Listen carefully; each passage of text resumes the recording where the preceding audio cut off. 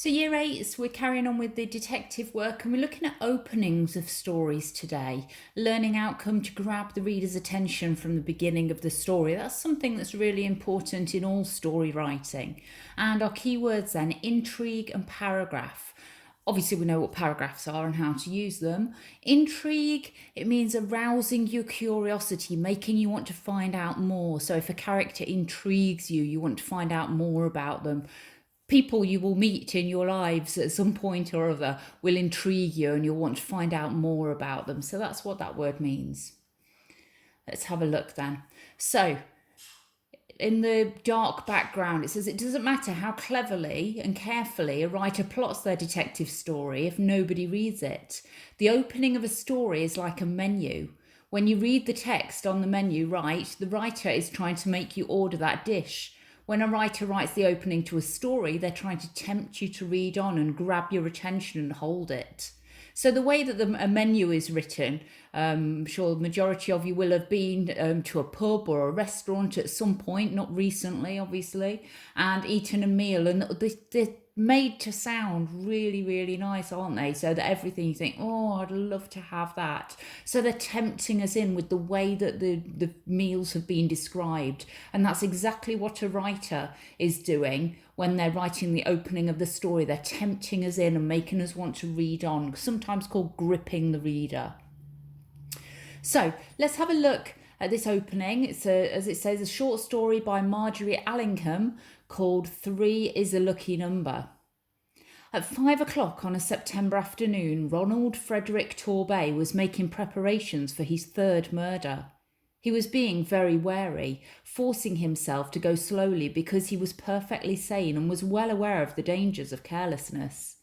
A career of homicide got more chancy as one went on. That piece of information had impressed him as being true as soon as he had read it in a magazine article way back before his first marriage. Also, he realised, success was liable to go to a man's head, so he kept a tight hold on himself. He was certain he was infinitely more clever than most human beings, but he did not dwell on the fact, and as soon as he felt the old thrill at the sense of his power welling up inside him, he quelled it firmly. Okay, so quite an interesting opening to a story. That first line, at 5 o'clock on a September afternoon, Ronald Frederick Torbay was making preparations for his third murder. So instantly, that intrigues us. We think, wow, it's not his first one. We know that he's a murderer. We know that he's already murdered 2 people before now. We want to find out more. Who were those people? Why has he murdered them? Who is he planning on murdering now? Lots and lots of questions that force us to read on to find out the answers to those questions. So, activity 1 then. The writer tries to intrigue the reader in lots of ways. Here are some of them. So we're told the specific time at which this takes place, 5 p.m. We're given the character's full name, including his middle name. We're told that he's committed 2 murders already and he's about to commit a third.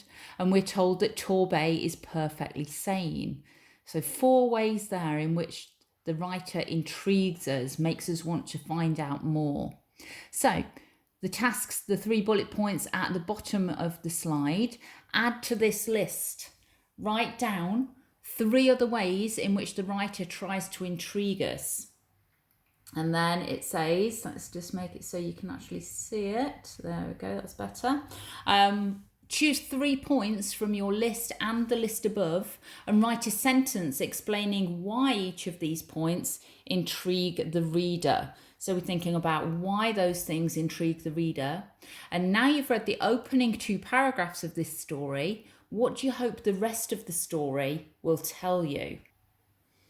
Okay, so if you just pause there to have a go at those 3 activities. So you're looking at 3 other ways in which the writer tries to intrigue us. So you'll need to look back at the story, choose 3 points from your list and the list above. So that we've already got 4 up there. You have 3 of your own. So 7 points to choose from. You just need to choose 3 and write a sentence explaining why each of these might intrigue the reader.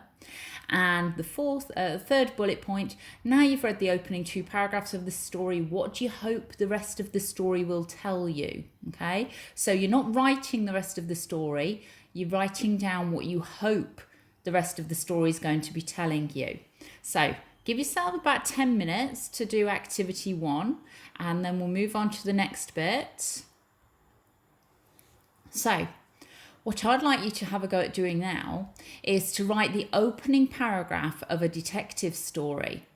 In your paragraph, introduce a character or situation in which the reader wants to find out more about. Okay, so you need to make sure you're intriguing your reader. So don't tell them all the details. Make sure there are things that the reader's going to be left thinking, why are they doing that? Or what's going on here? And wants to find out more.